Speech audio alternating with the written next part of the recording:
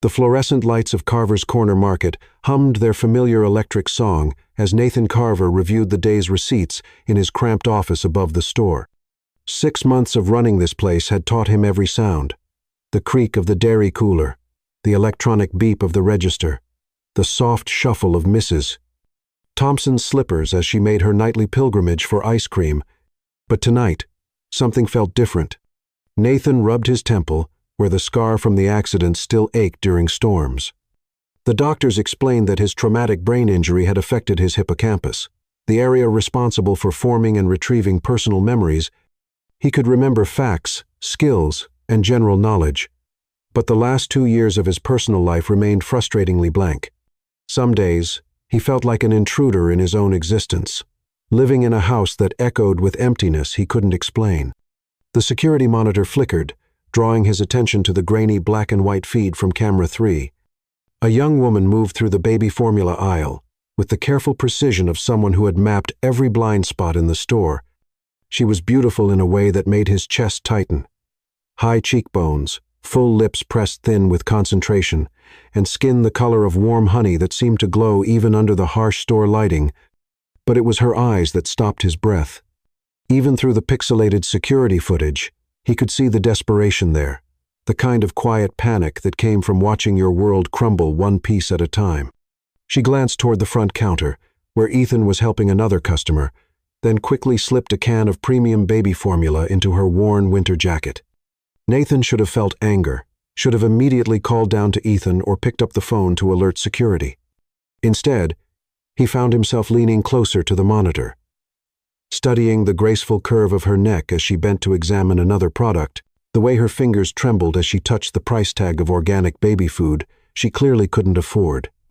There was something achingly familiar about her movements, the way she tucked a strand of hair behind her ear, how she carefully avoided the squeaky spot near the bread display, like watching a ghost from a dream he couldn't quite grasp. The woman girl, really, she couldn't be more than 22 or 23, made her way toward the front of the store. Nathan watched her pause at the magazine rack, her hand instinctively moving to her stomach, in a gesture so tender and protective it made his heart constrict. That's when he noticed the slight roundness there, the way her coat didn't quite close over what looked like recent motherhood. "Sir," Ethan's voice crackled through the intercom. "We have a situation down here." Nathan watched the monitor as Ethan approached the young woman near the exit. Even from his vantage point, he could see her spine straighten, her chin lift with a pride that somehow made her more beautiful. She knew she'd been caught. "Sir, we caught a shoplifter," Ethan called again, his voice carrying that familiar mix of authority and barely concealed satisfaction that made Nathan's stomach turn. Should I call the police? Nathan found himself moving toward the stairs before he'd made a conscious decision. Each step down felt heavy, weighted with an emotion he couldn't name. Through the office window, he could see the confrontation unfolding, Ethan standing too close, his bulk intimidating, while the young woman stood perfectly still, her hands visible, her dignity intact despite the circumstances. "Empty your pockets," Ethan was saying as Nathan reached the main floor. "And your bag, everything." "I don't have a bag," she said quietly, her voice carrying a musical quality that sent an unexpected shiver down Nathan's spine. There was something about her tone, the careful pronunciation, the slight rasp that suggested exhaustion. "The jacket, then. Take it off." Nathan watched her hands shake as she began to unzip the worn winter coat. It was then that he noticed the milk stains on her dark sweater, the way her clothes hung slightly loose, as if she'd lost weight recently. This wasn't a career criminal or someone stealing for the thrill. This was a mother at the end of her rope. As the can of formula tumbled from her jacket to the linoleum floor with a hollow metallic sound, the young woman's carefully maintained composure finally cracked. Her shoulders sagged, and Nathan saw a single tear track down her cheek before she quickly wiped it away. "Please," she whispered, and the word carried such weight that Nathan felt it settle in his chest like a stone. "My baby, she's hungry. I have money coming in tomorrow. I swear I can pay you back. She hasn't eaten since yesterday morning, and the formula I had was recalled." "And save it," Ethan interrupted. "I've heard every sob story in the book. You people always have some excuse." The casual cruelty in Ethan's voice, the dismissive way he said "you people," made Nathan's vision blur with anger. But it was more than that. There was something protective rising in him, something primal and fierce that he didn't understand. "Sir," Ethan looked toward Nathan expectantly. "Should I call it in? We've been having too many problems with theft lately. Need to send a message." Nathan found himself studying the young woman's face, as if trying to solve a puzzle. Her dark eyes met his across the narrow aisle, and for a moment, the world seemed to stop. There was recognition there, or something like it, a flicker of confusion, of hope, of something deeper that made his pulse quicken. She was beautiful, yes, but it was more than that. Looking at her felt like coming home after a long journey, like finding something precious he hadn't realized he'd lost. The feeling was so strong, so overwhelming, that it took his breath away. "What's your name?" he heard himself ask, his voice rougher than he intended. She blinked, surprise replacing the resignation in her expression. "Serena," she said softly. "Serena Walsh." The name hit him like a physical blow, not because he recognized it. The doctors had warned him that some memories might never return, but because saying it felt right somehow, like a word he'd been searching for without knowing it. "Serena," he repeated, and watched her eyes widen at the way he said it, as if the syllables held weight they both couldn't understand. Ethan shifted impatiently. "Sir, what do you want me to do? The police, or—" "How old is your baby?" Nathan asked, ignoring Ethan entirely. His feet carried him closer to her, drawn by an invisible force he couldn't explain. "3 months, Serena whispered, her hand moving instinctively to her chest, where Nathan could now see the slight dampness of milk let down on her sweater. 3 months and 2 weeks. Something twisted in Nathan's chest. 3 months. The accident had been 6 months ago. The timing felt significant, though he couldn't say why. "A daughter?" he asked, and when she nodded, he felt that strange recognition pulse through him again. "What's her name?" "Violet." The word came out like a prayer, full of love and desperation. "Her name is Violet." Even Ethan seemed to fade into the background as Nathan processed the name. It meant something to him, something important that hovered just at the edge of his consciousness, like a half-remembered dream. "She's beautiful, isn't she?" he found himself saying, though he'd never seen the child. Serena's composure broke completely then. Tears spilled down her cheeks as she nodded. "She's perfect. She's everything. And I can't even feed her properly. What kind of mother can't feed her own baby?" The raw pain in her voice nearly brought Nathan to his knees. Without thinking, he stepped forward and gently touched her arm. The contact sent electricity shooting through him, a jolt of connection so intense it made him gasp. Serena felt it too. He could see it in the way her breath caught, in the way her eyes searched his face, as if she was seeing a ghost. "Sir," Ethan's voice seemed to come from very far away. "What do you want me to do about this?" Nathan looked at the can of formula on the floor, then at Serena's tear-stained face, then at Ethan's expectant expression. Something was building in his chest, something protective and fierce, and completely irrational. The words came from somewhere deep inside him, from a place beyond conscious thought.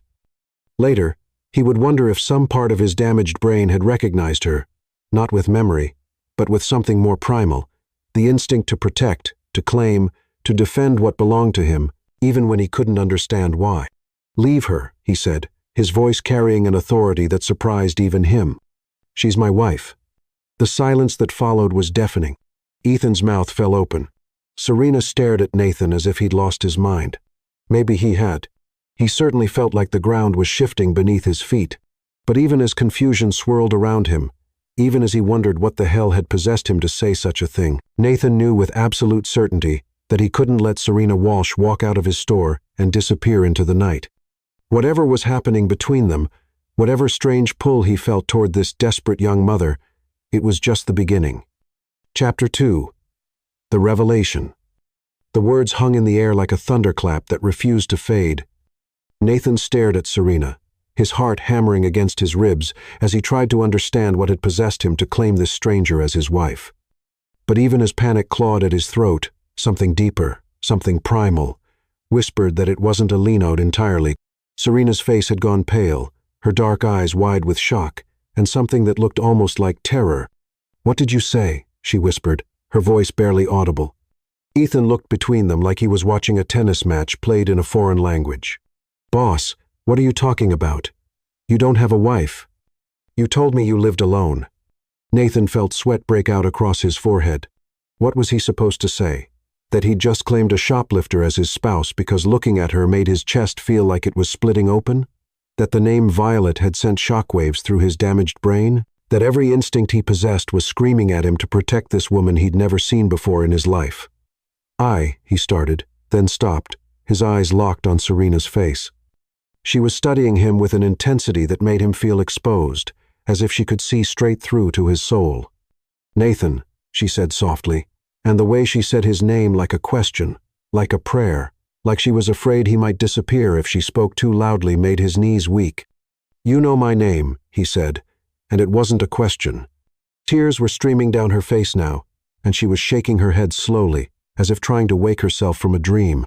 "This isn't possible. You're dead. They told me you were dead." The words hit him like a physical blow. "Dead? Who told you I was dead?" But Serena was backing away from him, her hands pressed to her mouth, her breathing rapid and shallow. "No, no, no, this isn't real. You died in the accident. I went to the hospital. They said there were no survivors." Ethan was looking more confused by the second. "Boss, maybe we should call someone. She seems pretty shaken up." "Don't call anyone," Nathan said sharply, his eyes never leaving Serena's face. "Serena, please, talk to me." "What accident?" She was hyperventilating now, her chest rising and falling rapidly. Nathan moved toward her slowly, the way he might approach a wounded animal. "Hey, breathe, just breathe. I'm here. I'm real." "The car accident," she gasped. "6 months ago. The bridge. They said you didn't make it. That you were thrown from the car. That your body—" She couldn't finish the sentence. "6 months ago." Nathan's hand went instinctively to the scar on his temple. His accident. But he'd been alone in the car, hadn't he? The doctor said he'd been alone. "I survived," he said quietly. "I was in a coma for 3 weeks, but I survived." Serena was staring at him like she was seeing a ghost, and maybe she was. "You don't remember me, do you?" she whispered. The question pierced through him because it was true and yet not true. He didn't remember her, but he felt her. Every cell in his body was responding to her presence, like she was the missing piece of a puzzle he'd been trying to solve for months. "I have amnesia," he admitted. "From the accident. There are gaps, large gaps." "Oh my God," she breathed. "They lied to me. Your family. They lied to me." "My family?" Nathan frowned. "What did they say?" But Serena wasn't listening anymore. She was looking around the store, as if seeing it for the first time, taking in the familiar layout, the way Nathan moved through the space like he owned it. "You kept the store," she said wonderingly. "You always said you wanted to keep your grandfather's store." A chill ran down Nathan's spine. His grandfather had owned this place. But Nathan had never told anyone about that. It wasn't exactly public knowledge that he'd inherited Carver's Corner Market from his mother's father, a man his upper-class family had preferred to forget. "How do you know about my grandfather?" Serena's laugh was broken, hysterical. "Because you told me.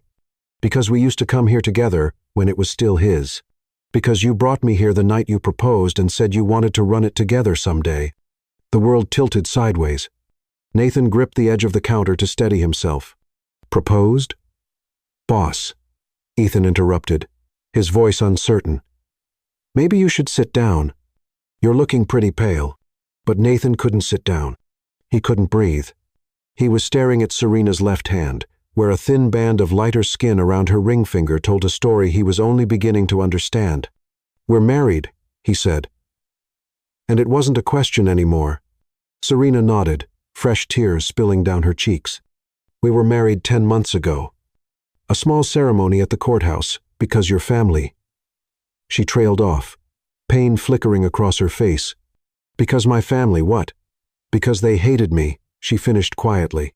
"Because I wasn't good enough for their son. Because I was just a nursing student from the wrong side of town who got pregnant and trapped their precious heir." The pieces were clicking into place with sickening clarity. The house that felt too empty, the women's clothes in the closet that he couldn't bring himself to throw away, even though he couldn't remember who they belonged to, the nursery upstairs that he'd assumed was meant for a niece or nephew. "Violet," he breathed. "Your daughter?" "Our daughter," Serena confirmed. The word "our" nearly brought him to his knees. Our daughter. He had a child, a baby girl named Violet, who was 3 months old and hungry because her mother was so desperate she'd resorted to shoplifting. "Where is she?" he asked urgently. "Where's Violet? With my neighbor, Mrs. Lopez. She watches her when I—" Serena gestured helplessly at the store around them. "When I can't afford a babysitter and have to do things like this." The shame in her voice was unbearable. Nathan reached for her without thinking, pulling her into his arms before he could question the impulse. She felt perfect there, like she'd been designed to fit against him. Her scent baby powder and vanilla, and something uniquely her hit him, like a memory he couldn't quite grasp. "You don't have to steal," he said fiercely. "You don't have to do any of this anymore. I'm here. I'm alive." Serena pulled back to look at him, her eyes searching his face. "But you don't remember me.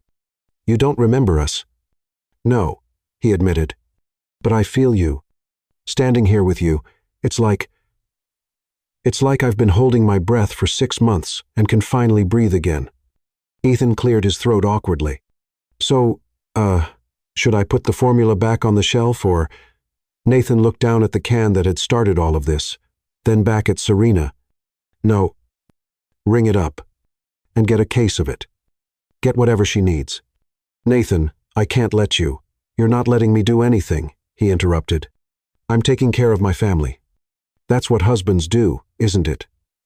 The word husband felt foreign on his tongue, but also right in a way that defied explanation.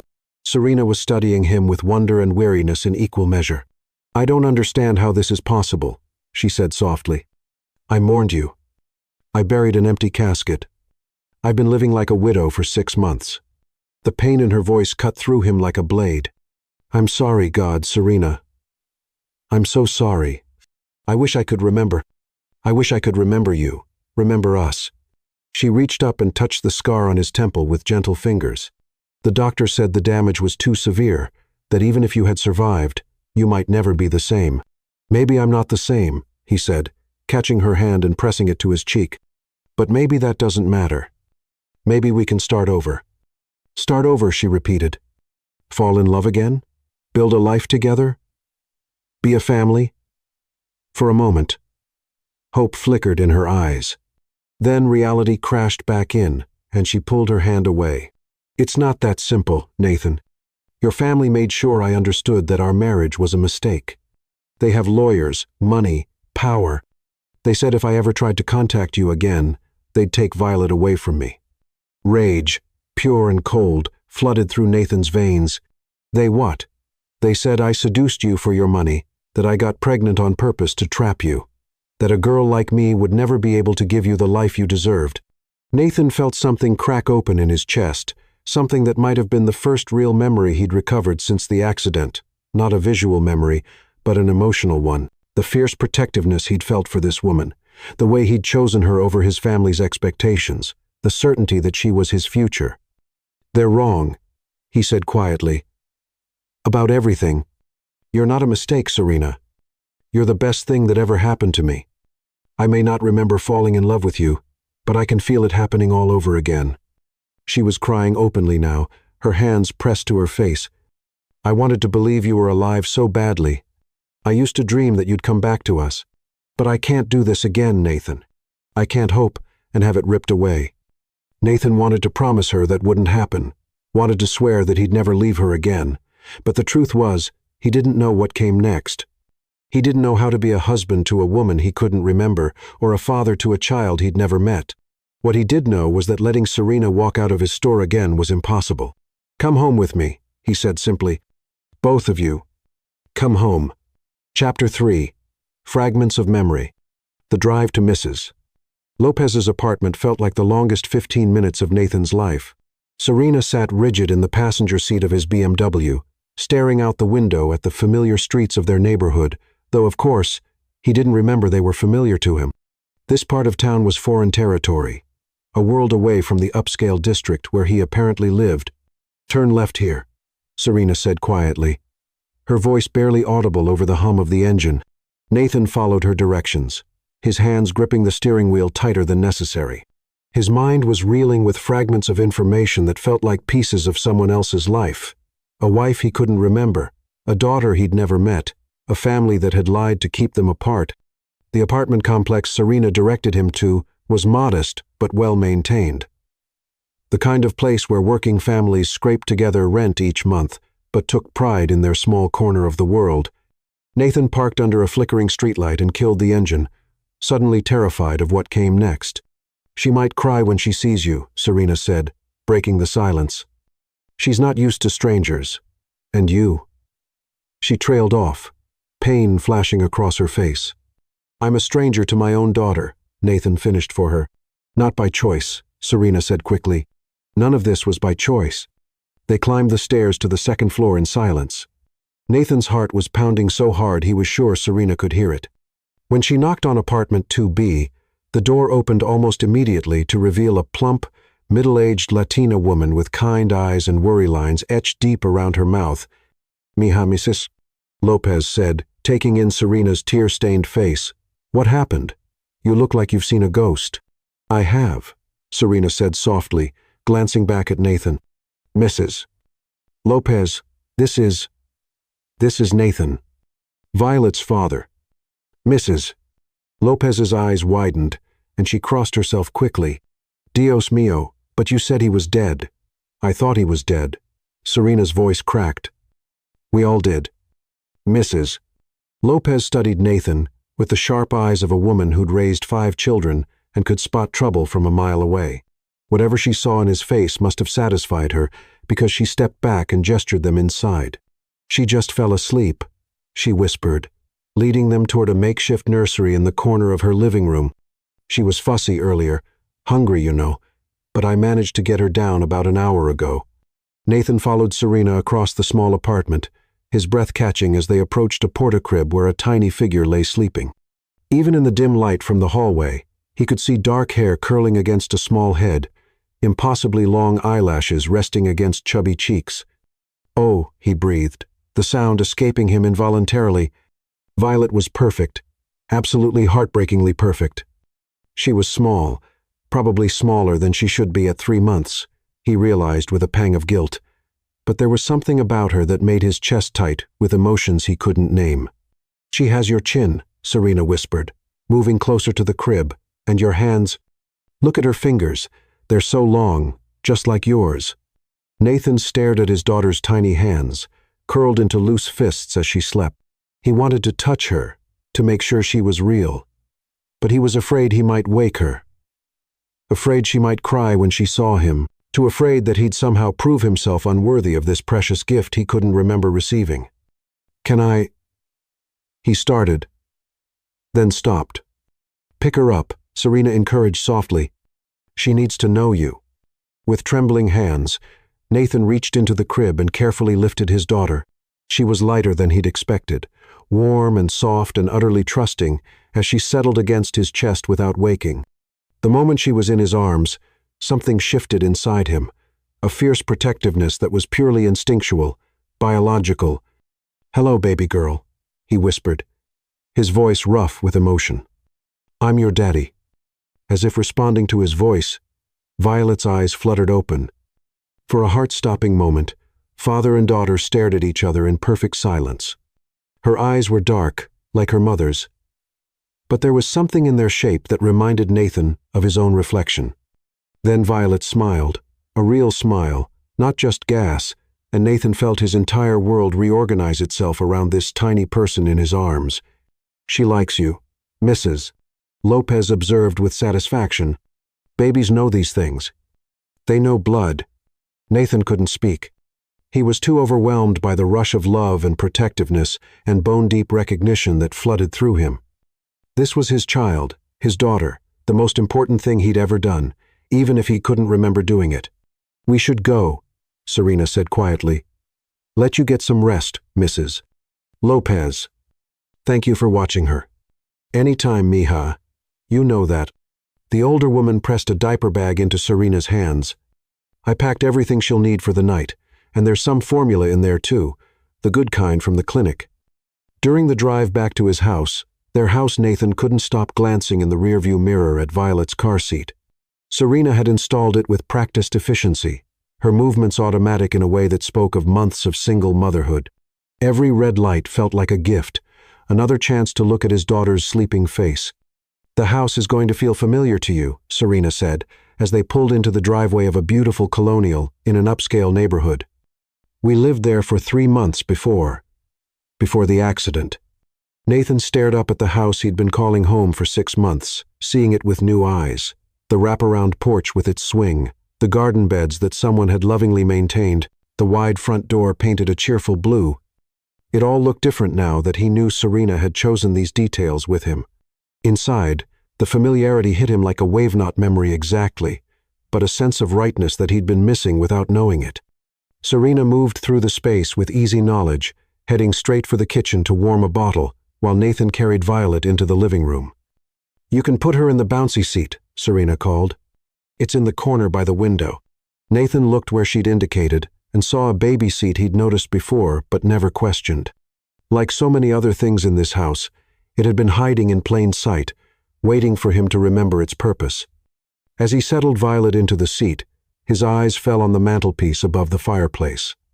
There were picture frames there, frames he'd thought held photos of family and friends, but which he now realized might hold memories of his lost life. He walked over for a closer look and felt his breath catch. The photos were of him and Serena, laughing together at what looked like a fair, dancing at what might have been their wedding, lying in a hospital bed with Serena holding a newborn Violet, while Nathan gazed down at them both with an expression of pure wonder. I look happy, he said wonderingly. Serena appeared beside him with Violet's bottle, following his gaze to the photographs. You were happy. We both were. Those first few months after Violet was born, even though we were exhausted and broke most of the time, we were so happy. Nathan studied the man in the photos himself, but not himself. This Nathan looked younger somehow, less burdened. There was joy in his eyes, contentment in the way he held his family. What was I like? He asked. Before the accident, I mean. Was I different? Serena was quiet for a long moment, adjusting Violet in her arms as she began to feed her. You were lighter, she said finally. You laughed more. You worried less about what people thought. Your family had always put so much pressure on you to be perfect, to live up to their expectations, but with us, you could just be yourself. And who was that? A soft smile crossed Serena's face. Someone who made terrible dad jokes and sang off-key lullabies. Someone who could spend hours just watching Violet sleep. Someone who loved fiercely and completely, even when it cost him everything. It cost me my family, Nathan said, understanding flickering through him. Your parents cut you off when you married me. They said you were throwing your life away, that I was beneath you. They threatened to disinherit you if you didn't get the marriage annulled. But I didn't. No. You said love was worth more than money, that Violet and I were your real family now. Nathan felt something crack open in his chest, not a memory, but an emotion so strong it nearly brought him to his knees. Looking at Serena feeding their daughter in the home they'd built together, he understood why the man in those photographs had looked so content. I was an idiot to risk losing this, he said quietly. You didn't lose it by choice, Serena reminded him. The accident, your injuries, the amnesia known of that was your fault. But my family's lies were their choice. Anger flared in Nathan's chest. They let you think I was dead. They let you struggle alone with a newborn while I was living in comfort, not even knowing you existed. They said it was for the best, that you'd never remember anyway, and I should move on with my life. Find someone more suitable. Someone more suitable, Nathan repeated, his voice flat with disgust. As if anyone could be more suitable than the mother of my child. As if anyone could be more perfect than you. Serena's eyes filled with tears. You used to say things like that. Beautiful things that made me believe I was worth loving. You are worth loving, Nathan said fiercely. Memory or no memory, I can see that. I can feel it. As if sensing the emotional weight of the moment, Violet finished her bottle and let out a small, contented sigh. Serena lifted her to her shoulder for burping, and Nathan watched the practiced way she moved, the gentle circle she rubbed on their daughter's back. "You're an amazing mother," he said. "I've had to be. When you're all your child has."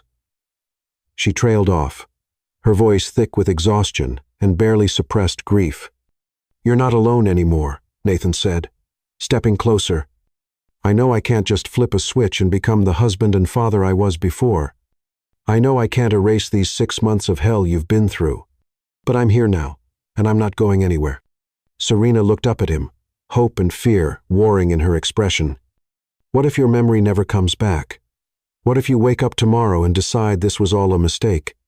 Nathan reached out and cupped her face gently, his thumb brushing away a tear. "Then we'll make new memories, better ones. I don't need to remember falling in love with you to know that I'm falling in love with you right now." For a moment, they stood frozen in that tableau. Husband and wife and baby, a family reunited by chance and held together by something stronger than memory. Then Violet let out a tiny burp, and they both laughed, the tension breaking like a soap bubble. "Come on," Nathan said softly. "Let me show you to your room. Both of you." Chapter 4. The Missing Years. Nathan woke to the sound of crying, not distressed crying, but the demanding wail of a hungry baby who expected immediate attention. For a moment, he lay disoriented in his bed, wondering why there was an infant in his house. Then memory crashed back, and he bolted upright. Violet. Serena. His family. Pale morning light filtered through the bedroom curtains as he pulled on jeans and a t-shirt, following the sound down the hall. He found Serena in the nursery, pacing the floor with Violet against her shoulder, bouncing gently and making soft, shushing sounds. "Hey," he said softly from the doorway, not wanting to startle her. Serena turned, and Nathan's breath caught. Even exhausted, even wearing one of his old college t-shirts that hung loose on her frame, she was beautiful. Her hair was mussed from sleep, and there were dark circles under her eyes that spoke of too many nights like this one. "I'm sorry she woke you," Serena said, her voice rough with fatigue. "She's usually not this fussy, but I think being in a new place has her confused. Don't apologize. This is her home." Nathan moved closer, studying his daughter's red face. "What does she need?" "Bottle, probably. I fed her at 3, but growth spurts make them extra hungry." Serena swayed slightly on her feet, and Nathan realized she was running on pure adrenaline. "When did you sleep last?" "Really sleep?" Serena's laugh was bitter. "What's sleep? I think I remember it vaguely from before Violet was born." The casual way she said it broke Nathan's heart. How many nights had she spent alone like this, dealing with a fussy baby while grieving for a husband she thought was dead? How many times had she paced this same floor, probably in tears herself, with no one to help her? "Go back to bed," he said, reaching for Violet. "I'll handle this." "You don't know how." "Then teach me." He gently took the baby from her arms, surprised by how natural it felt to hold his daughter. "I'm her father, Serena. I should know how to feed my own child." For a moment, he thought she might argue, then her shoulders sagged with relief, and she nodded. "Formula is in the kitchen. 2 scoops in 6 ounces of water, warm but not hot. Test it on your wrist." "Got it. Go sleep." After Serena disappeared into the master bedroom, their bedroom, he realized with a start Nathan carried Violet downstairs. The kitchen was bright and cheerful in the morning light, with yellow walls and white cabinets that spoke of Serena's influence. This was nothing like the stark, modern spaces his family preferred. As he prepared the bottle, following Serena's instructions precisely, Violet fussed in her bouncy seat, but the moment he settled into the rocking chair by the kitchen window and offered her the bottle, she latched on eagerly, her tiny hands gripping his fingers. "There you go, sweetheart," he murmured, watching her dark eyes focus on his face as she drank. "Much better, right?" This was nice, he realized, this quiet morning moment with his daughter, sunlight streaming through the windows, the house peaceful around them. It felt right in a way that his solitary breakfasts never had. When Violet finished eating, Nathan carefully burped her the way he'd watched Serena do, then settled her against his chest. She was growing drowsy again, her tiny fist tangled in his shirt. "Tell me about your mama." he said softly, his voice barely above a whisper. "I wish I could remember meeting her. I bet she was beautiful even then. I bet I took one look at her and knew my life was about to change." As if responding to his voice, Violet's eyes fluttered closed. Nathan continued rocking gently, not wanting to disturb this perfect moment. It was then that he noticed the photo album on the side table, leather-bound and obviously well-loved. Careful not to wake Violet, he managed to pull the album into his lap and flip it open. The first page made his chest tighten with emotion. There he was, maybe 2 years younger, standing outside what looked like a college campus with his arm around a laughing Serena. She was wearing scrubs and looked tired but radiant, her face glowing with happiness. Nathan studied his own expression in the photo. He looked smitten, completely besotted with the woman beside him. He turned the page and found more photos that told the story of their relationship. Serena studying at their kitchen table while Nathan cooked dinner behind her, the two of them at what looked like a hospital charity event, dressed formally but clearly more interested in each other than the festivities around them. A series of silly selfies that captured quiet moments, movie nights, lazy Sunday mornings, stolen kisses in parking lots. Each photo felt like a key to a locked door in his mind, not quite opening memories, but stirring something deeper, emotions, impressions, the echo of feelings too strong to be completely erased. Then he reached the wedding photos, and his breath caught.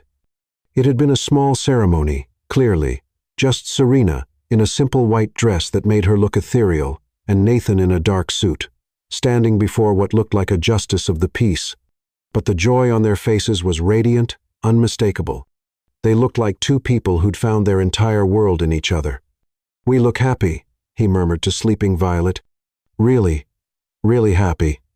The pregnancy photos came next, Serena's growing belly captured in loving detail, Nathan's hands always somewhere in the frame, protective and wonder-filled.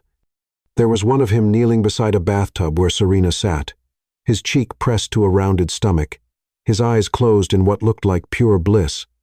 Finally, the hospital photos. Serena, exhausted but glowing, holding a newborn Violet, while Nathan sat beside them on the bed, his expression one of absolute awe. In one photo, he was holding Violet for what must have been the first time, tears streaming down his face as he stared at his daughter. "I loved you from the moment you were born," he whispered to Violet. "I may not remember it, but I can see it.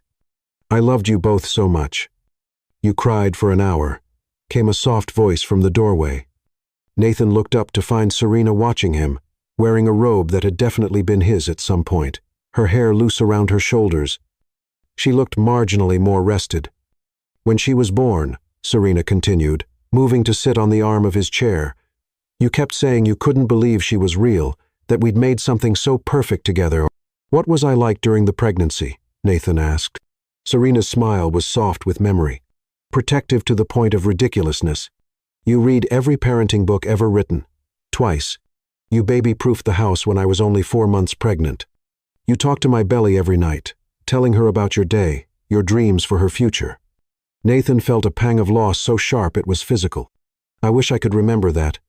You used to tell her you'd never let anything hurt her, that you'd always be there to protect her and take care of her."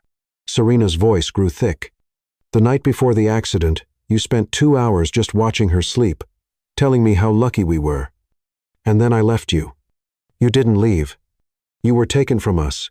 Nathan turned the page of the album and found the last photos. Violet at maybe 2 months old, chubby and alert, with both her parents beaming at the camera. They looked like any young family, tired but content, building a life together one day at a time. "Your family really cut you off completely?" he asked. Serena nodded grimly. "Your father called you selfish and immature." Your mother cried. "Begged you to reconsider. They threatened everything. Your trust fund, your place in the company, your future. And I chose you anyway. You said love was the only inheritance that mattered, that money couldn't buy what we had." She reached out and touched Violet's tiny hand. "You opened the store with your grandfather's inheritance," Serena explained. "The money he left you in a separate trust that your parents couldn't touch. You said it was the only honest money you'd ever had, and you wanted to honor his memory." Nathan felt a surge of pride for the man he'd been, even if he couldn't remember being him. That explains how I could afford to defy them. Your grandfather left you enough to buy the store and this house outright. No mortgage, no debt to your family.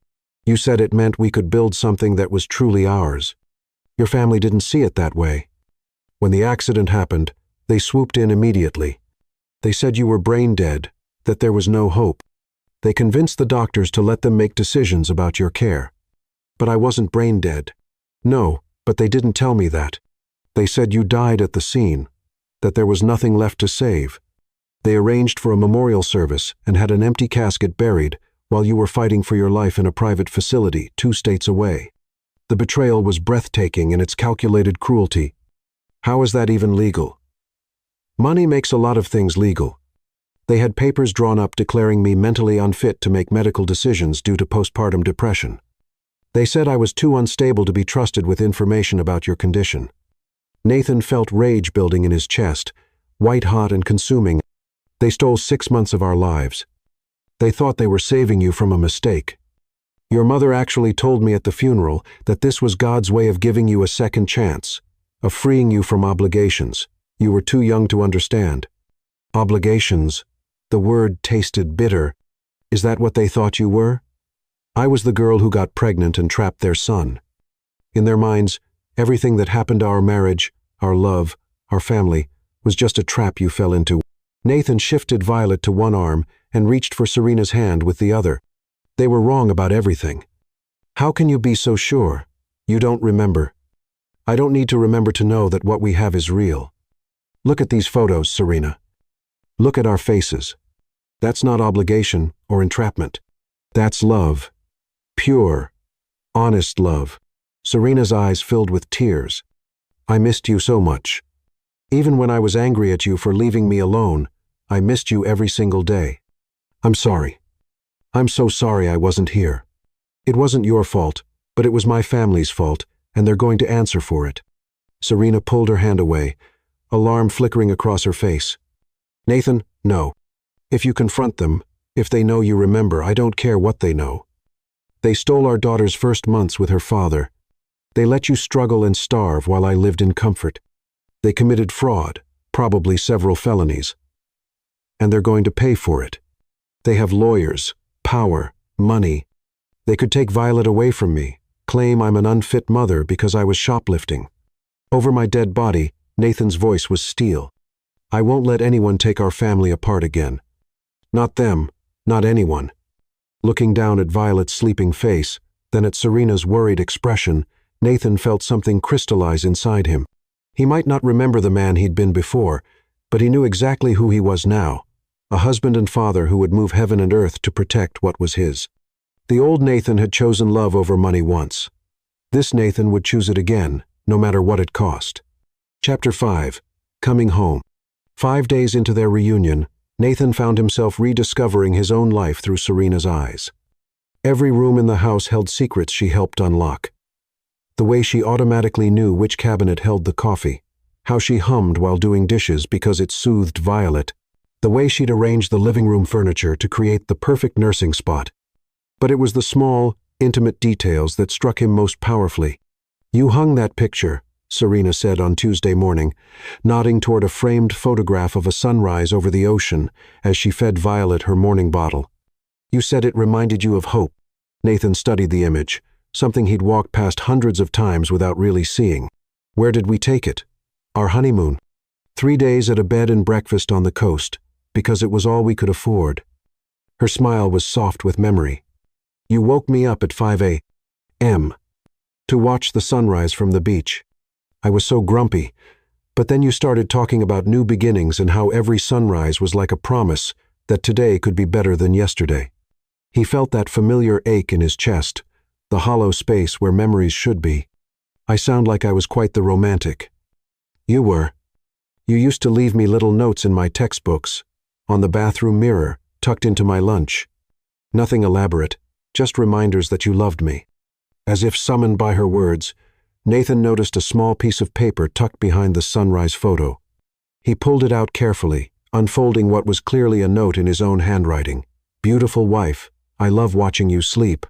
You look like an angel dreaming of better worlds. Can't wait to build one with you. N. Oh, Serena breathed, recognizing it. I thought I'd found all of those. How many were there? Hundreds. I have them in a shoebox upstairs. I couldn't bring myself to throw them away after I thought you were gone. Nathan felt something shift inside him, not quite a memory, but an understanding of who he'd been with her. A man who wrote love notes and watched sunrises and believed in new beginnings. A man who'd been deeply, helplessly in love. Show me, he said. After Violet was settled for her morning nap, Serena led him upstairs to what had been their bedroom. Nathan had been sleeping in the guest room since bringing them home, giving Serena space to adjust to his presence, but following her into the master bedroom felt like crossing a threshold. The room was exactly as he'd found it 6 months ago. Clothes still in the dresser drawers that he'd assumed belonged to a sister or female relative. Perfume bottles on the vanity that smelled like Serena's skin. Books on pregnancy and newborn care stacked on the nightstand. I lived here, he said wonderingly. This was our room. For 3 months. We were so happy here, Nathan. We'd lie in bed in the mornings and plan our future. Talk about what kind of parents we wanted to be, what we'd teach Violet when she was older. Serena pulled a shoebox from the closet, settling cross-legged on the bed as she opened it. Inside were dozens of small papers, sticky notes, torn notebook pages, the backs of receipts, all covered in Nathan's distinctive handwriting. Read them to me, he said, sitting beside her. Serena's voice was soft as she unfolded the notes one by one. Your smile is my favorite part of every day. Thank you for making me believe in magic. Felt the baby kick this morning while you were sleeping. She's going to be a fighter like her mama. Can't wait to meet our daughter and tell her how amazing her mother is. Each note was like a piece of a jigsaw puzzle, showing him glimpses of the man he'd been. Someone who noticed small moments and treasured them. Someone who wasn't afraid to be vulnerable, to put his feelings on paper. Is one from the day before the accident? Serena said, her voice catching. She handed him a note written on letterhead from the store. My beautiful family. Watching you two sleep is better than any dream I ever had. I love you both more than all the stars in the sky. Forever yours, N. Nathan stared at his own handwriting, trying to summon any memory of writing those words. Nothing came, but the emotion behind them was so clear, so genuine, that it took his breath away. I really loved you, he said quietly. You did, and I loved you just as much. Past tense? Serena looked up at him, her eyes bright with unshed tears. I don't know how to love a ghost, Nathan. For 6 months, you've been a memory I carried. Now you're here, but you're different. Changed. I don't know how to bridge that gap. Nathan set the notes aside and turned to face her fully. I may not remember falling in love with you, but I can feel myself falling all over again. Every time you laugh, every time you sing to Violet, every time you unconsciously reach for me and then pull back, I fall a little deeper. It's not the same, though. What we had before was built on shared experiences, inside jokes, 1,000 little moments that made us us. This feels like starting over with a stranger who happens to look like my husband. The pain in her voice cut through him. Then help me not be a stranger. Tell me about those moments. Share the jokes. Show me who we were together. Serena was quiet for a long moment, studying his face. Then she stood and walked to the dresser, pulling out what looked like a journal. I wrote to you, she said, sitting back down. After the accident, when I thought you were dead, I kept writing to you anyway. I told you about Violet's milestones, about how much I missed you, about how angry I was that you left us. She opened the journal to a random page and began to read. Violet smiled for the first time today, a real smile, not just gas. I cried because you weren't here to see it. I tried to take a picture, but she stopped smiling the moment I reached for my phone. I swear she knows you're missing. She gets this look sometimes, like she's listening for something that never comes. Nathan felt his throat tighten. I missed her first smile. You missed a lot. But you're here now. That has to count for something. Over the next hour, Serena read him excerpts from her journal. 6 months of grief and love and desperate longing poured onto paper. She told him about Violet's first laugh, her first attempts at rolling over, the way she would calm down when Serena played the songs Nathan used to sing. You had this terrible singing voice, Serena said with a watery laugh, completely tone-deaf, but you didn't care. You'd sing to my belly when I was pregnant, and then to Violet, after she was born, the same songs every night. You are my sunshine.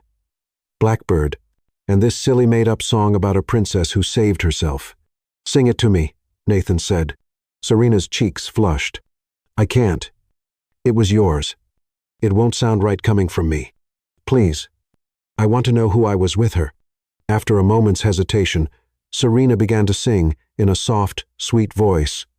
There once was a princess named Violet Rose, who was braver than anyone knows.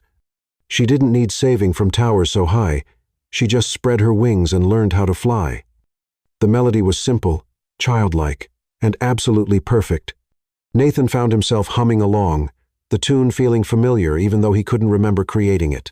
She loves it, Serena said. Whenever she's fussy and nothing else works, I sing your song, and she settles right down. Our song, Nathan corrected gently. You're part of it now, too. As if summoned by their conversation, Violet's cry echoed from the nursery down the hall. Both parents automatically started to rise, then stopped, looking at each other. Go, Serena said. She needs to bond with you. Nathan found Violet awake and alert in her crib, her dark eyes tracking his movement as he approached. When he lifted her, she settled against him immediately, her tiny fist curling around his finger. Hey, princess, he murmured, carrying her to the rocking chair by the window. Want to hear a story about a brave little girl who saves herself? As he began to sing the song Serena had taught him, adding his own verses about a princess with eyes like midnight and a smile like sunshine, Nathan felt something profound shift inside him. This was right this moment. This child, this life. It was right in a way that transcended memory. Serena appeared in the doorway, leaning against the frame with tears streaming down her face. What's wrong? Nathan asked, concerned. Nothing's wrong, she said, wiping her eyes. It's just hearing you sing to her again. For a minute, it felt like you never left. Nathan extended his free hand to her, and after a moment's hesitation, she took it. He pulled her down onto the arm of the rocking chair, the three of them together in the afternoon sunlight. I may not remember our past, Nathan said quietly, but I know our future. It's right here, right now, in this room. We're going to be okay, Serena. All of us. For the first time since their reunion, Serena let herself really lean into him, her head resting on his shoulder as they watched their daughter drift back to sleep. I want to believe that, she whispered. Then believe it. Believe in us. Believe in this. He pressed a gentle kiss to the top of her head. Some things are too strong to be erased, even by amnesia. What we have, what we are, that's one of them. As the afternoon wore on, they stayed curled together in the nursery, sharing stories and building new memories on the foundation of their old love. And for the first time in 6 months, Nathan felt like he was exactly where he belonged. Chapter 6. Rebuilding Trust. The first real test came on Thursday night, when Violet spiked a fever. Nathan woke to urgent pacing in the hallway, Serena's voice tight with worry as she murmured soothing words to their crying daughter. He found them in the nursery, Serena in her pajamas, her hair wild with sleep and panic, clearly etched across her face. She's burning up, Serena said without preamble, her medical training evident in the way she checked Violet's temperature with clinical precision. Unravel. Bah. At her age, any fever over 104 is considered serious. Nathan felt ice form in his stomach. Emergency room? Definitely. Infants under 6 months can develop serious complications quickly. Their immune systems are still developing, and what seems like a simple fever can escalate rapidly. Hey, Nathan stepped closer, placing gentle hands on her shoulders. Stop. Just stop for a second. You don't understand. Babies can go from fine to critical so fast. Their immune systems are still developing, and if this is bacterial, if it's something serious, Serena. His voice was firm but calm. Look at me. She raised tear-filled eyes to his face, and he saw not just fear, but the bone-deep exhaustion of a woman who'd been carrying the weight of the world alone for too long. You're not alone anymore, he said quietly. Whatever this costs, whatever she needs, we'll handle it together. You don't understand what medical bills can do. I already owe thousands from her birth, from the NICU stay when she had jaundice. I have money, Serena. Insurance. Whatever debts you've accumulated, we'll take care of them. Your family cut you off. I had my own money before I married you, investments, savings. And the store is doing well. He gently took Violet from her arms, feeling the heat radiating from the tiny body. Right now, the only thing that matters is making sure our daughter is okay. The drive to the hospital was tense, Serena navigating while Nathan focused on keeping Violet as comfortable as possible in the back seat. She fussed weakly, her usual lusty cries reduced to tired whimpers that were somehow more terrifying. "Talk to me," Nathan said, as they waited at a red light. "Tell me what I should be watching for." Serena's voice took on the professional tone he'd heard her use when discussing medical matters. Cool, precise, but with an underlying current of maternal terror. Lethargy, difficulty breathing, any change in her crying pattern. Babies her age can't regulate their temperature well, so we need to watch for signs of febrile seizures. Febrile seizures? Convulsions caused by high fever. They look terrifying but usually aren't dangerous. Still, at her age, she trailed off, and Nathan reached over to squeeze her hand. "She's going to be fine." "You can't know that." "No, but I can believe it. And right now, that's what she needs from us.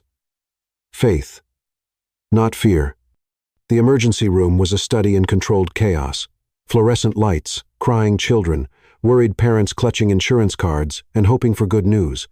Nathan watched Serena transform the moment they walked through the doors, her shoulders straightening as her nursing background kicked in.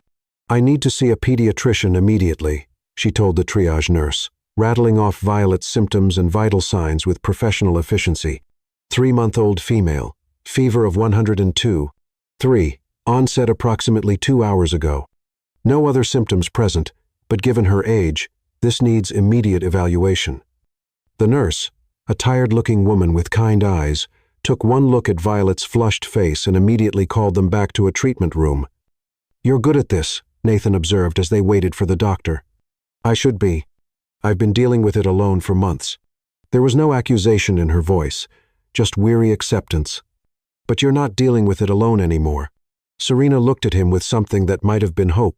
"It's hard to trust that every time I start to believe you're really here, part of me expects to wake up and find out this was all a dream.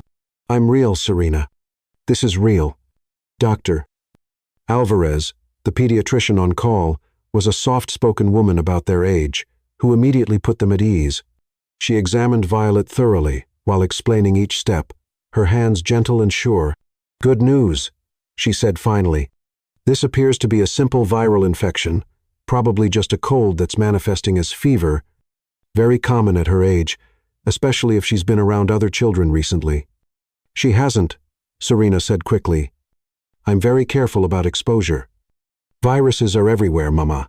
Grocery stores, doctors' offices, well-meaning relatives who don't realize they're carrying something. You can't protect her from everything. And honestly, a little exposure helps build her immune system."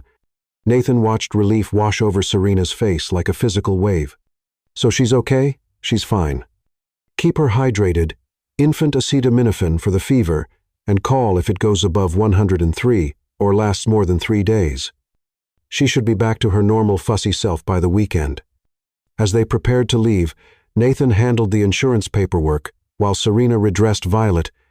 The baby was already looking more alert, the medicine having brought her temperature down. "The copay is $150, the receptionist said, and Nathan saw Serena's shoulders tense, even though she tried to hide it. He handed over his credit card without hesitation. "And we'd like to update our insurance information. My wife and daughter need to be added to my policy." "Nathan," Serena said quietly. "You don't have to. Yes, I do. You're my family." The drive home was quieter, the crisis having passed but leaving them both emotionally drained. Violet had fallen asleep in her car seat, her breathing steady and peaceful. "Thank you," Serena said as they pulled into their driveway. "For what?" "For being there, for not panicking, for—" She struggled with the words. "For acting like a father." Nathan turned off the engine and looked at her. "I am a father. Memory or no memory, that little girl is mine. And so are you. It's not that simple, Nathan. Being a father isn't just about biology. It's about 3 A.M. Feedings and diaper blowouts and worrying yourself sick every time they spike a fever. It's about putting their needs before your own every single time, for the rest of your life. Then, it's a good thing I'm a fast learner. Back in the house, they worked together to settle Violet for the night. Nathan watched Serena move through the bedtime, routine changing the diaper, taking her temperature again, preparing a bottle just in case with the practiced efficiency of months of solo parenting. "You've gotten good at this," he said softly. "I had to. There was no choice." She settled into the rocking chair with Violet, even though the baby was already asleep. "Do you know what the hardest part was? Not the money, not the exhaustion, not even the loneliness. It was making every decision alone, wondering if I was doing the right thing, if you would approve, if I was somehow failing her because I didn't have her father there to help." Nathan knelt beside the rocking chair. "You didn't fail her. Look at her, Serena. She's perfect, healthy, happy, clearly loved beyond measure. You did that, all by yourself. I made so many mistakes. There were nights I cried as much as she did because I didn't know what she needed, times I wondered if she'd be better off with a different mother, someone who had their life together. Every parent feels that way sometimes. The fact that you worried about it proves you were doing it right." Serena looked down at their sleeping daughter. "I used to imagine what you'd say during the hard moments, when she wouldn't stop crying, when I was so tired I could barely stand, when I felt like I was drowning. I'd pretend you were there, telling me I was doing great, that you were proud of me. I am proud of you.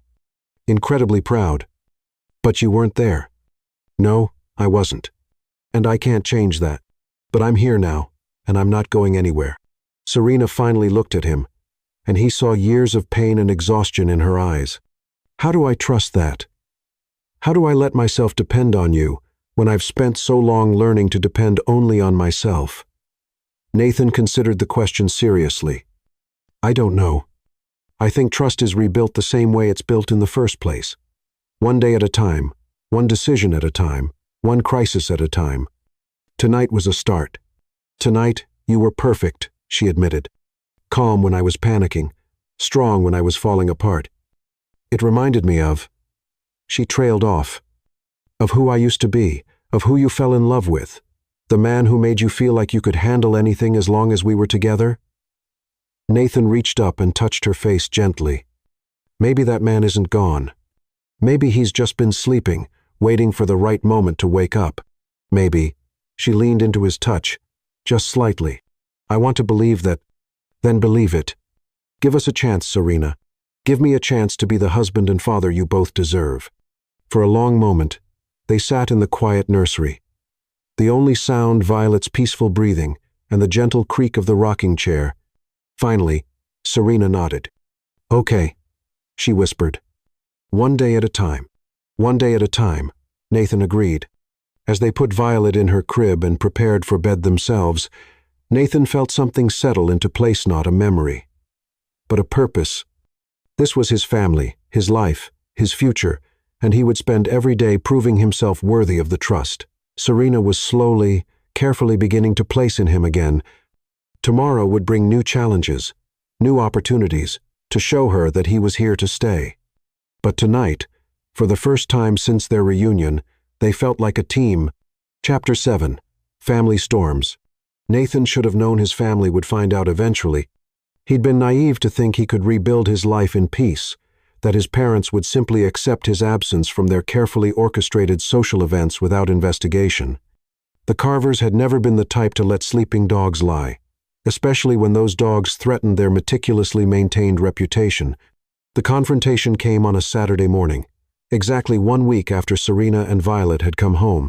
Nathan was in the kitchen making pancakes, something that felt natural despite his inability to remember learning the skill, while Serena fed Violet in the breakfast nook. The domestic scene was so perfect, so peacefully ordinary, that when the doorbell rang with sharp, imperious persistence, it felt like a violation. "I'll get it," Nathan said, wiping flour from his hands. "Expecting someone?" Serena asked, and he heard the note of tension that entered her voice. A week of happiness had made them both protective of their fragile new normal. "No one important," he said, though something cold was already settling in his stomach.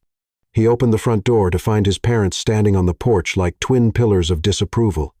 Evelyn Carver was immaculate as always, her silver hair perfectly styled, her designer suit screaming understated wealth. Charles Carver stood beside her, his jaw set in the familiar line that had intimidated Nathan throughout his childhood. "Mother, father." Nathan kept his voice carefully neutral, though every instinct was screaming at him to slam the door. "Nathan," his mother said, her voice thick with relief and something that might have been guilt. "Thank God you're all right. When Dr. Bennett called to say you'd missed your last 3 appointments, we were so worried." "Dr. Bennett? Your neurologist," his father supplied impatiently. "The one monitoring your recovery. You've been seeing him weekly since you were released from the rehabilitation facility." Nathan frowned. He had no memory of any Dr. Bennett or of missing appointments. In fact, he'd assumed his medical care had ended months ago when the headaches became manageable. "May we come in?" his mother asked, though she was already stepping forward. Nathan wanted to refuse, wanted to send them away before they could poison the sanctuary he'd built with Serena, but curiosity won out. He needed to understand exactly how deep their deception went. "Of course," he said, stepping aside. His parents entered the foyer, their gazes immediately cataloging changes. Serena's jacket on the coat hook, Violet's carrier beside the door, the warm sounds of domestic life drifting from the kitchen. "Nathan," his mother said carefully, "Dr. Bennett was very concerned when you didn't show up for your appointment. He said your memory recovery has been progressing well, and that interrupting treatment now could be detrimental." "Memory recovery?" Nathan felt that familiar ache behind his eyes, the one that came when he tried to grasp something just beyond reach. "The experimental therapy you've been receiving. Surely you remember the treatments, the progress you've been making." Nathan didn't remember any treatments, didn't remember Dr. Bennett, or weekly appointments or experimental anything. What he remembered was 6 months of isolation, of managing his symptoms alone, of feeling like he was missing crucial pieces of his life. "Who's been paying for these treatments?" he asked quietly. His parents exchanged a glance. "We have, of course," his father said. "Your insurance wouldn't cover experimental procedures. We've been taking care of everything while you recover." From the kitchen came the sound of Violet's delighted laughter, followed by Serena's voice singing something soft and sweet. His parents' heads turned toward the sound, like hunting dogs catching a scent. "Nathan," his mother said, her voice dropping to the carefully modulated tone she used when delivering devastating news at charity galas. "Who else is here?" Before he could answer, Serena appeared in the doorway with Violet in her arms. She'd clearly been trying to give him privacy. But their daughter had other ideas, fussing until she could see what was happening. The silence that followed was deafening. Evelyn Carver went pale, her perfectly composed facade cracking as she stared at the young woman and baby. Charles's face flushed red, his hands clenching at his sides. "This is Serena," Nathan said, his voice steady despite the tension crackling through the air. "My wife. And this is Violet, your granddaughter." "That's impossible," his mother whispered. "She's dead. They're both dead." "Dead?" Nathan felt the ground shift beneath his feet. "What do you mean, dead?" Serena stepped forward, her chin raised with the dignity Nathan was coming to recognize as her signature response to adversity. "Hello, Mr. and Mrs. Carver. I know this must be a shock." "You're supposed to be dead," Charles said flatly. "The car accident. You and the baby were in the car with Nathan. You died at the scene." The words hit Nathan like a physical blow. "What car accident?" "The one that caused your amnesia," his mother said. Confusion flickering across her face. "The one where you lost your wife and child. The trauma of their deaths is what caused your memory loss." Dr. Bennett explained it all. Nathan felt the world tilt sideways. "I was alone in the car. You told me I was alone." "No, son. You were driving your family home from dinner. A drunk driver ran a red light and hit you head on. You were thrown clear, but Serena and the baby..." His father's voice actually gentled. "I'm sorry, Nathan. I know how much you loved them, but they didn't survive. That's not true, Serena said firmly. We weren't in any car with Nathan that night. I was home with Violet. Nathan was coming back from the store when the accident happened. The store? Evelyn's voice was sharp with suspicion. Carver's Corner Market, Nathan said.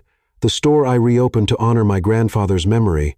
The store you told me was beneath the family name. Nathan watched his parents' faces change as understanding dawned. They hadn't just lied about Serena and Violet's survival. They'd created an entirely different narrative about the accident itself. You told me they were dead, he said slowly, pieces clicking into place.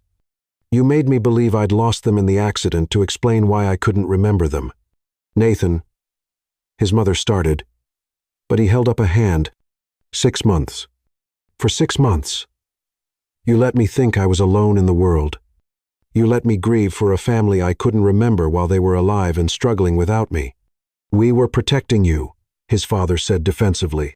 The doctors said the trauma could set back your recovery indefinitely. That girl and her baby were complications you didn't need while your brain was healing.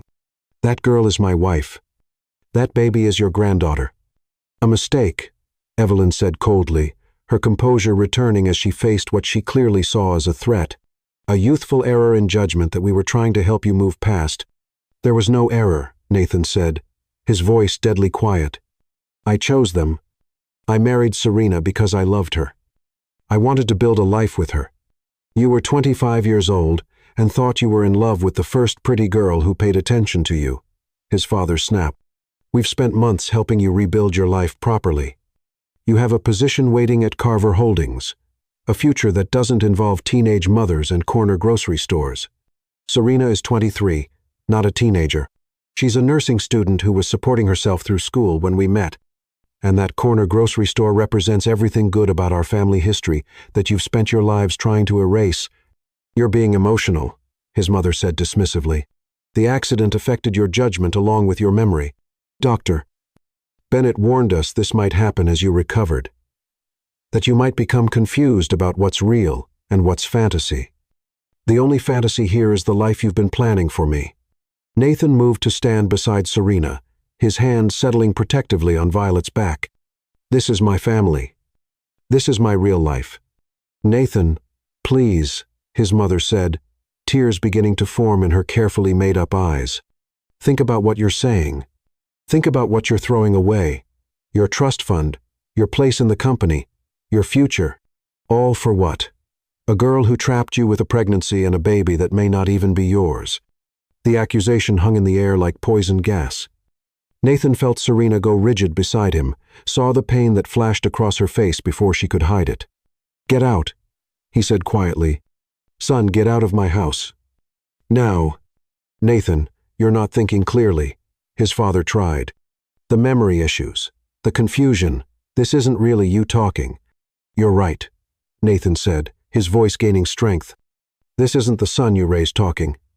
This is the man I chose to become when I met Serena.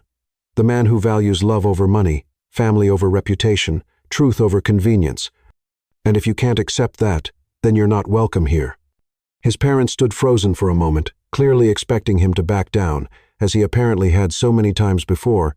When he didn't, when he stood firm with his arm around his family, Evelyn's mask finally slipped completely. If you choose them over us, she said, her voice shaking with rage and barely contained grief, you're no son of mine. We'll cut you off completely.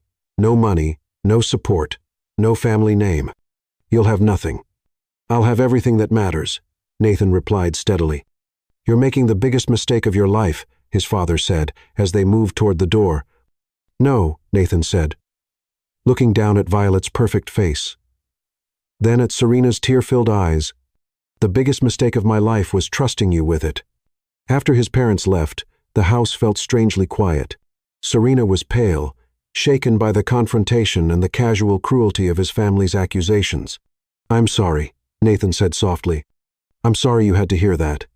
They really convinced you we were dead? She asked. Completely. For 6 months, I thought I was mourning a family I couldn't remember. I thought that's why everything felt empty.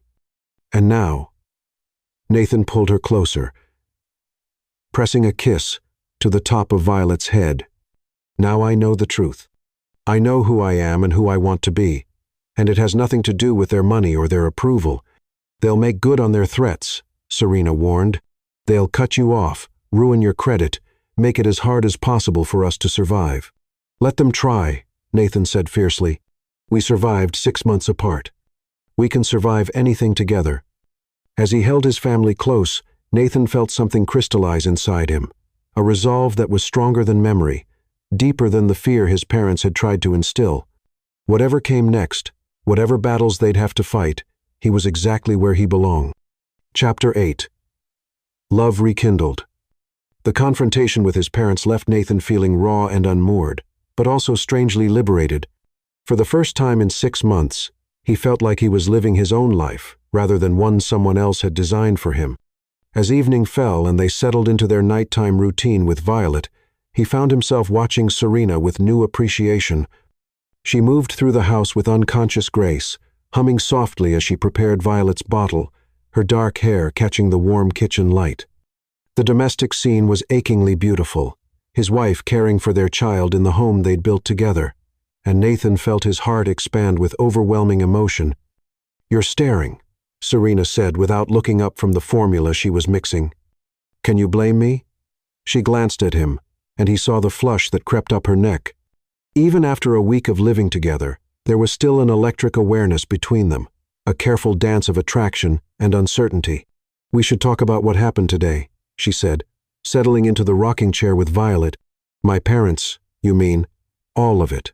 The lies they told, the life they tried to build for you, what it means for us going forward." Nathan pulled a kitchen chair closer to her, wanting to be near them both. "It means we're free.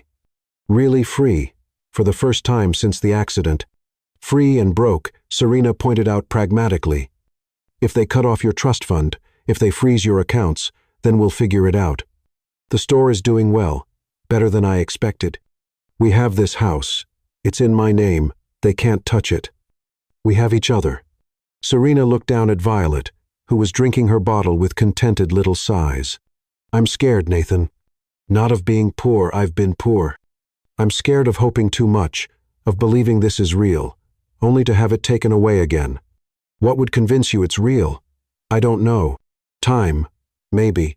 Proof that you're choosing us not because you feel obligated, but because you want to." Nathan reached out and touched her face gently, marveling at the softness of her skin. "I can't prove that with words, but maybe I can show you." Something shifted in the air between them, a current of desire that had been carefully banked for the past week, suddenly flickering to life. Serena's breathing quickened, and Nathan saw the pulse point at her throat begin to flutter. "Nathan," she whispered, and his name sounded like a prayer on her lips. "I know we're taking things slow. I know you need time to trust me again, but Serena," he leaned closer, close enough to see the gold flecks in her dark eyes.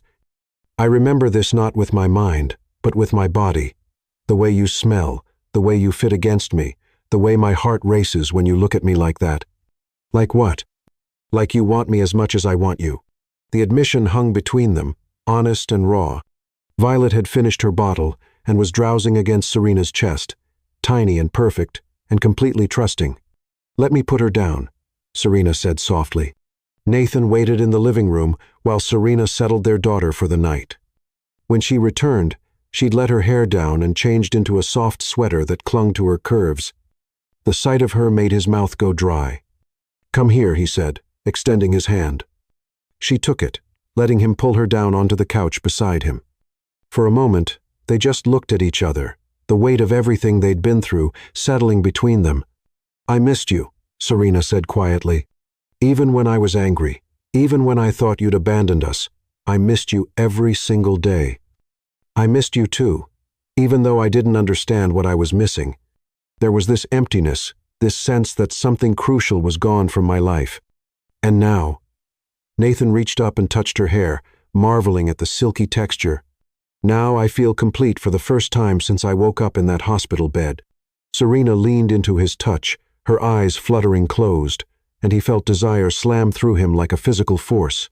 "I want to remember making love to you," he said roughly.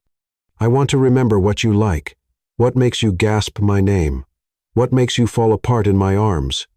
Serena's eyes opened, dark with want. Then let me remind you. She leaned forward and kissed him, tentatively at first, then with growing confidence as he responded eagerly. Her lips were soft and warm, and when she deepened the kiss, Nathan felt his control begin to fray. Upstairs, he managed against her lips. Are you sure? We don't have to. I've never been more sure of anything in my life. They made their way to the master bedroom, their bedroom with hands linked and hearts racing. Nathan had been sleeping in the guest room all week, giving Serena space to adjust. But tonight felt different. Tonight felt like a homecoming. Serena turned on the bedside lamp, casting the room in warm, golden light, then turned to face him, suddenly shy despite everything they'd shared. It's been so long, she said, and you're different now. I'm different too. What if we don't fit together the way we used to? Nathan stepped closer, framing her face with his hands.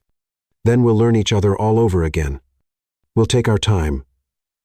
Figure out what works now. Today.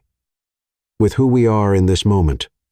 He kissed her again, slowly this time, savoring the taste of her, the way she melted against him.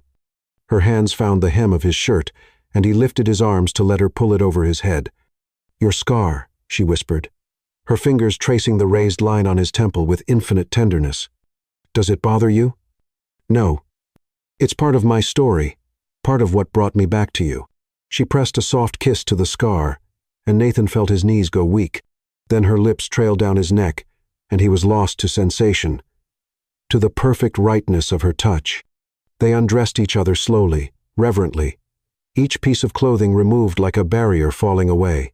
When Serena stood before him in nothing but the soft light, Nathan felt his heart stop. She was beautiful curves and angles and skin like warm honey, but more than that, she was his. His wife. His love. His future. You're perfect, he breathed. I'm not. I have stretch marks from the pregnancy, and my body isn't the same. You're perfect, he repeated firmly, his hands skimming over the faint silver lines on her belly. You carried our child. There's nothing more beautiful than that. When they came together, it was with a passion that transcended memory. Nathan's body knew hers, recognized her in ways his mind couldn't fully grasp. Every touch, every kiss, every whispered endearment felt both new and achingly familiar. Nathan, Serena gasped as he worshipped her with his hands and mouth, relearning every sensitive spot, every place that made her arch and cry out. Please. What do you need? You. All of you. I need to feel alive again. When he finally joined with her, it was with a tenderness that brought tears to both their eyes. They moved together, slowly at first, reacquainting themselves with the rhythm they'd once known so well. But as passion overtook them, as months of longing and loss poured out in desperate kisses and whispered promises, their coupling became more urgent, more necessary. I love you, Nathan said against her lips as they reached the peak together, the words torn from somewhere deep in his soul. I love you, Serena. Memory or no memory, I love you. I love you too, she sobbed, holding him tight as they fell apart and came back together in each other's arms. I never stopped loving you, even when I hated you for leaving. I never stopped. Afterward, they lay tangled together in the bed they'd once shared, hearts slowly returning to normal rhythms. Nathan traced patterns on Serena's bare shoulder, marveling at the peace that had settled over him. That was... He began. I know. Serena's voice was soft with wonder. It was like coming home. Do you remember our first time? Nathan asked. I wish I could remember it. Serena lifted her head to look at him, her hair falling like a curtain around them. It was here, actually, in this bed. You were so nervous you were shaking, and I was trying to pretend I knew what I was doing when I really didn't. Was it good? It was perfect. Not because we were experts, but because we loved each other so much. You kept stopping to make sure I was okay, to tell me how beautiful I was, how lucky you felt. I was lucky. I am lucky. We both are. Serena settled back against his chest, her fingers playing over his heart. Nathan, I'm ready to trust this. To trust us. Whatever happens with your family, whatever financial problems we face, I want to build a life with you, the real you, not the memory of who you used to be. Nathan tightened his arms around her, pressing a kiss to the top of her head. Then that's what we'll do. Day by day, moment by moment, we'll build something better than what we had before. As they drifted toward sleep, bodies intertwined and hearts finally at peace, Nathan felt the last piece of his fractured life click into place. He might not remember their past, but he was certain of their future. Whatever storms came, they would weather them together. From the nursery came the soft sound of violets stirring, and both parents smiled sleepily. "Your turn," Serena murmured. "Our turn," Nathan corrected, kissing her once more before reaching for his clothes. From now on, it's always our turn. Chapter 9. The Perfect Storm. 2 months after their passionate reunion, Nathan woke to an empty bed and the unmistakable sound of Serena vomiting in the bathroom. He found her kneeling on the tile floor, her dark hair pulled back in a messy ponytail, face pale and drawn. "Hey," he said softly, kneeling beside her with a damp washcloth. "Bad Stomachbuch?" Serena accepted the cloth gratefully, pressing it to her forehead. "I don't think it's a bug." Something in her tone made Nathan go still. "What do you mean?" She looked up at him with eyes that held wonder and terror in equal measure. "I'm late, Nathan." 2 weeks late. The words hit him like a thunderbolt. Late, as in pregnant again. Nathan sat back on his heels, trying to process the information. Another baby, another child they'd created together in their newfound love. The thought filled him with a joy so intense it was almost painful. "How do you feel about it?" he asked, studying her carefully. "Terrified." Serena admitted. "We're just getting our lives back together. We're barely making ends meet as it is, and now, with your parents cutting us off completely." She trailed off, fresh tears spilling down her cheeks. Nathan pulled her into his arms, holding her close as she cried. "Hey, we'll figure this out. We always do. I can't afford another baby, Nathan. The prenatal care, the delivery, the lost income when I can't work." Her voice was thick with panic. "What if something happens to this baby too? What if—" "Nothing's going to happen," Nathan said firmly. "We're going to take care of you and this baby and Violet, all of us, together. You don't understand the medical costs involved. When I had Violet, even with insurance, the bills were staggering. Now we don't even have proper coverage because I can't afford the premiums on what I make at the clinic." Nathan felt a surge of guilt and determination. His wife was panicking about medical bills while carrying their child. It was unacceptable. "I'm calling our insurance company today," he said, "getting you the best coverage available. And I'll talk to Dr. Carter about payment plans, sliding scale fees, whatever it takes." "Dr. Carter? Your obstetrician, the one who delivered Violet?" Nathan frowned at her confused expression. "You haven't seen him since?" "I can't afford to see him," Serena said quietly. "I've been going to the free clinic for my checkups, hoping to save money for when the baby comes." The revelation hit Nathan like a physical blow. His wife, his pregnant wife, had been receiving substandard medical care because she couldn't afford anything better. While he'd been living in comfortable ignorance, she'd been scraping by with whatever free services she could find. "That ends today," he said fiercely. "Today, we make an appointment with Dr. Carter. Today, we get you proper prenatal care." Later that morning, while Serena napped and Violet played in her bouncy seat, Nathan made a series of phone calls that painted a grim picture of their financial situation. His parents had been thorough in their revenge. His trust fund was frozen pending a competency evaluation. His credit cards had been canceled, and his position at Carver Holdings had been permanently eliminated. But the store was still his, legally purchased before the accident with money his grandfather had left him. It was doing well enough to support them, but just barely. Adding another child to their expenses would stretch their resources to the breaking point. Nathan was still staring at the bills spread across the kitchen table when Serena emerged from their nap, looking marginally better but still pale. "How bad is it?" she asked, noting his expression. "We'll manage," he said, though he wasn't entirely sure how. That afternoon, as if the universe had decided to test their resolve, Violet developed another fever. This time, it spiked quickly to 104, sending them rushing back to the emergency room they'd visited just weeks before. "Febrile Zeitzure. Doctor," Alvarez explained after Violet had been stabilized. "Common in infants, usually not dangerous, But we need to run some tests to rule out bacterial infection. The next 6 hours were a nightmare of medical jargon, worried, waiting, and mounting bills. Nathan watched Serena pace the pediatric ward, her hands pressed protectively to her still flat stomach, her face etched with the kind of exhaustion that came from carrying the weight of the world. "She's going to be fine," he assured her for the dozenth time. "You can't know that," Serena replied, her voice hollow. "Babies die from things like this, Nathan. They go from fine to critical in hours. And if something happens to her while I'm pregnant, if the stress affects the baby, nothing's going to happen to either of them. You keep saying that, but you can't guarantee it. You can't control everything, no matter how much you want to." The truth of her words hit him hard. He'd been so focused on being strong for her, on projecting confidence he didn't entirely feel, that he'd forgotten she needed him to be real, not perfect. "You're right," he said, sinking into the chair beside her. "I can't guarantee anything. I'm scared too, Serena. Scared for Violet. Scared about the new baby. Scared about how we're going to pay for all of this. At least you're honest about it. I want to be. I want to be the kind of husband who shares the worry instead of pretending it doesn't exist." "Doctor." Alvarez returned with good news. Violet's tests were clear, her fever had broken, and she could go home with a round of antibiotics.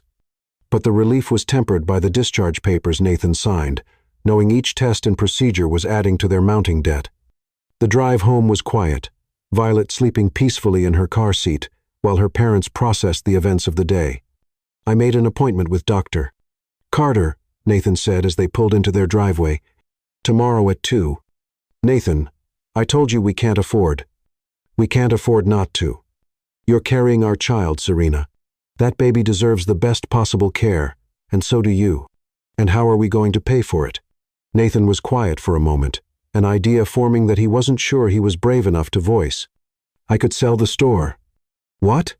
Serena turned to stare at him in shock. "The store.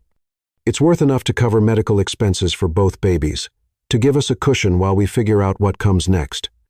But the store is your dream, your connection to your grandfather, your independence from your family." "My family is more important than any building," Nathan said firmly. "You and Violet and this baby, you're what matters. Everything else is just stuff." They sat in the car for a long moment, the weight of the decision settling between them. Finally, Serena spoke. "There might be another way." "What do you mean?" "I've been thinking about going back to school, finishing my nursing degree. If I could get my RN license, I could make enough to support us while you keep the store. Serena, you'd be 8 months pregnant by the time the next semester starts. And with 2 babies. I know it sounds impossible, but I'm smart, Nathan. I was top of my class before I had to drop out. I could do accelerated courses, online programs, whatever it takes."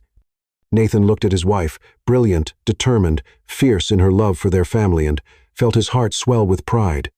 "You could do anything," he said softly, "but you don't have to do it alone. We're a team now, remember? A team," she repeated. And for the first time that day, she smiled. That night, after Violet was settled and they'd made love with the desperate passion of 2 people clinging to each other in a storm, they lay in bed making plans.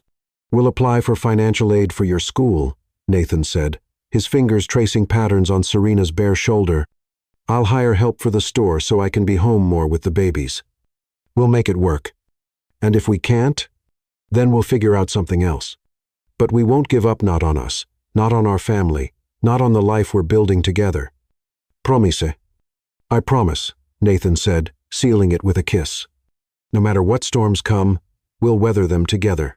As Serena drifted off to sleep in his arms, Nathan stared at the ceiling and made silent vows to whatever gods might be listening. He would find a way to provide for his family. He would protect them from whatever his parents might try next.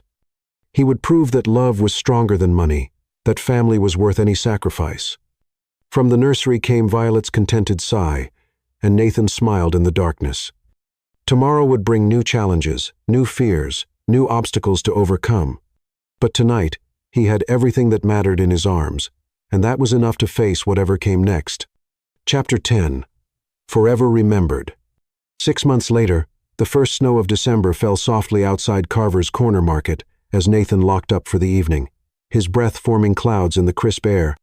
The store had become more than just a business. It was the heart of their community, a place where neighbors gathered and families found what they needed. Tonight, it would also host the most important moment of his rebuilt life.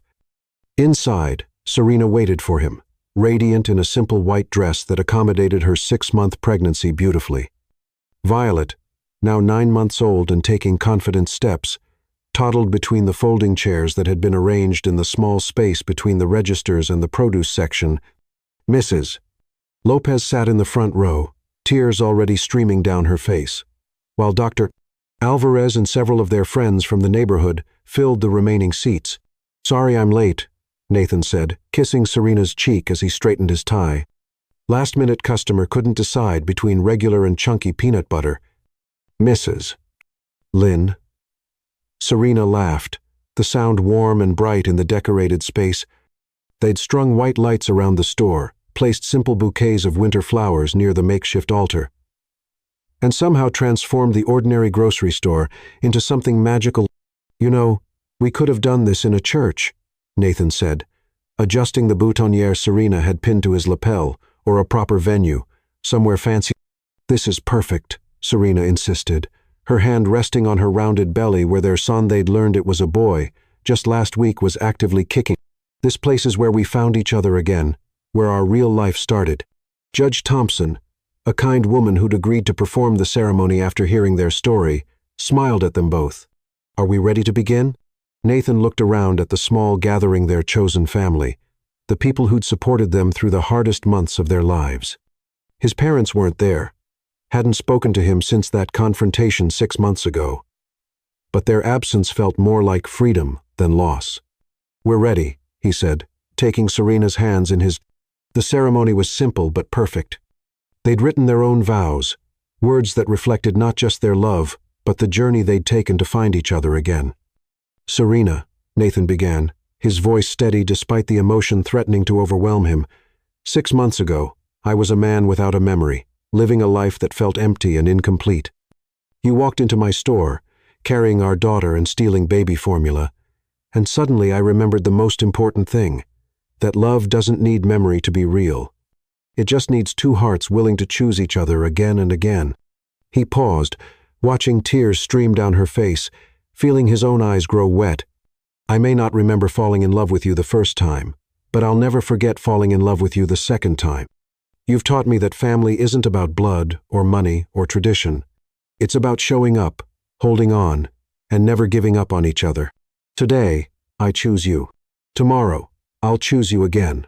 For all the tomorrows we have left, I'll keep choosing you." Serena's voice was thick with emotion as she began her own vows. "Nathan, they told me you were dead, and for 6 months, I lived in a world without sunlight. When I saw you again, I was so afraid to hope, so terrified of losing you twice. But you've shown me that love isn't about perfect memories or flawless circumstances. It's about fighting for each other when everything falls apart." She took a shaky breath, her hand squeezing his tightly. "You chose me over money, over family approval, over the easy life you could have had. You chose our children, our chaotic little family, our uncertain future. Today, I choose you back. I choose your terrible singing voice and your burnt pancakes and your fierce protectiveness. I choose the man you were, the man you are, and the man you're still becoming. Forever and always, I choose us." When Judge Thompson pronounced them husband and wife again and told Nathan he could kiss his bride, the small gathering erupted in cheers, but Nathan barely heard them. All his attention was focused on Serena, on the way she looked at him like he'd hung the moon, on the way their son kicked enthusiastically between them, as if celebrating along with everyone else. "Hello, Mrs. Carver," he murmured against her lips. "Hello, Mr. Carver," she replied, and they both laughed at the formality of it. The reception was held right there in the store, with potluck dishes from their neighbors and music from a Bluetooth speaker perched on the deli counter. Nathan watched Violet charm everyone who would pay attention to her, her confidence growing daily as she mastered new words and skills. She was walking more steadily now, always heading straight for her parents with the determined waddle of a baby who knew exactly where she belonged. "Da," she called, raising her arms to be picked up. "There's my girl," Nathan said, swinging her up into his arms. She immediately grabbed for his tie, which had become her favorite toy at formal occasions. "She's going to be so excited about the new baby," Serena said, settling beside them on one of the folding chairs. "Think she'll be jealous? Maybe at first, but look at her. She's got your heart. She'll love her baby brother fiercely, probably try to protect him from everything." As if understanding the conversation, Violet leaned over and patted Serena's belly gently, the way they'd taught her. "Baby," she said clearly, one of her newer words. "That's right, sweetheart. Baby brother. Dr. Alvarez approached with 2 glasses of sparkling cider. "To the happy couple," she said with a warm smile, "and to proof that some things are stronger than amnesia." "To family," Nathan corrected, raising his glass. "However it's found, however it's formed." As the evening wound down and their friends began to drift home, Nathan and Serena found themselves alone in the store with Violet, who was fighting sleep in her father's arms. "I have something for you," Nathan said, shifting Violet to one arm and reaching into his jacket pocket. "Nathan, we agreed no gifts. We can't afford." "It's not new," he interrupted, pulling out a small velvet box. "I found it in our dresser drawer. I think it was your original engagement ring." Serena's breath caught as he opened the box to reveal a simple solitaire diamond. Small but perfect, the metal worn smooth with love. "You sold your grandfather's watch to buy this," she said softly. "I tried to talk you out of it. Said we didn't need something so expensive. But you insisted I deserved a proper proposal." "Smart man. That guy I used to be." Nathan took the ring from the box and slid it onto her finger, right beside the simple band they'd exchanged tonight. "Perfect fit. It's beautiful. I thought it was lost forever when your parents—" "It was hidden in our jewelry box, waiting for us to find our way back to each other." Serena held up her hand, admiring the way the diamond caught the store lights. "I never thought I'd wear this again. You'll never have to take it off again." Violet had finally succumbed to sleep, her head heavy on Nathan's shoulder. They gathered their things quietly, turning off lights and locking up the store that had become so much more than a business. At home, they tucked Violet into her crib and prepared for bed themselves, moving through the routine they'd perfected over the months they'd been rebuilding their life together. "Any regrets?" Nathan asked as they settled into bed. Serena curled against his side with their son active between them. "About what? All of it? The money we don't have, the family that disowned us, the uncertain future we're facing?" Serena was quiet for a moment, considering. "Do you know what I regret most?" "What?" "That I can't go back and tell the woman who was stealing formula 6 months ago that everything was going to be okay, that the man she thought was dead would come back to her, that they'd fall in love all over again, and that their family would be stronger for having survived, the worst thing they could imagine. She wouldn't have believed you. No, probably not. She was too scared, too broken. But I'd want her to know that sometimes the most beautiful stories start with the worst possible moments." Nathan tightened his arms around her, pressing a kiss to her hair. "What's our story going to be from here? I think it's going to be the story of a family who chose love over everything else, who built something beautiful from the wreckage of their old life, who proved that memory isn't what makes us who we are, our choices are." From the nursery came the soft sound of Violet talking to herself as she drifted off to sleep, probably practicing the new words she'd learned that day. In a few months, there would be another voice joining hers, another child to love and protect and guide through the world. "I love you, Serena Carver," Nathan said softly. "I love you too, Nathan Carver. Thank you for choosing us. Thank you for giving me something worth choosing." As snow continued to fall outside their bedroom window, Nathan drifted toward sleep with his family safe in his arms. He might not remember their first love story, but he would never forget their second one, the one that proved love could survive anything, even amnesia, even lies, even the cruelest tricks fate could play. Some things, he'd learned, were simply too strong to be forgotten. Love like theirs left marks on the soul that no amount of memory loss could erase. And in the quiet of their shared breath, the gentle kick of their unborn son, and the peaceful sighs from their daughter's room, Nathan knew they'd written an ending worthy of their beginning, forever remembered, forever choosing each other. forever, home.